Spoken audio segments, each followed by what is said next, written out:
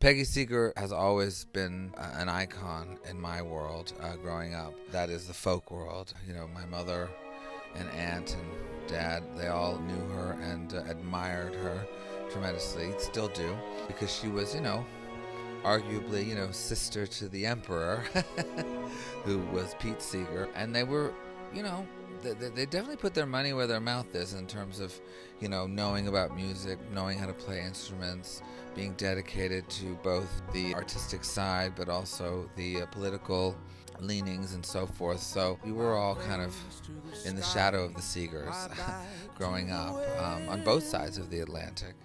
Winter's entering my bones. The day has been long and night's drawing in, and I'm thinking of heading for home.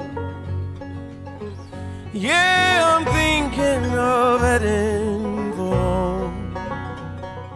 This song to me is, every time I listen to this song, especially Peggy's version, a tear always drops, because it is essentially about,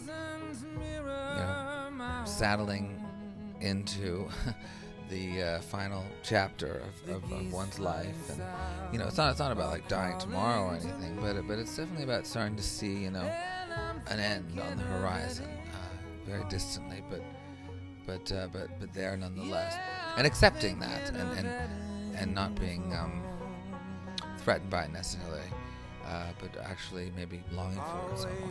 On the move with banner unfurled, yet gathering moss on the stone.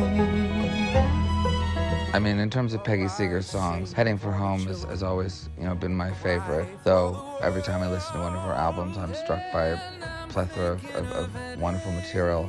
But of course, her most famous sort of intersection in pop culture is that the song The First Time Ever I Saw Your Face, written by Ewan McCall, was actually written about her.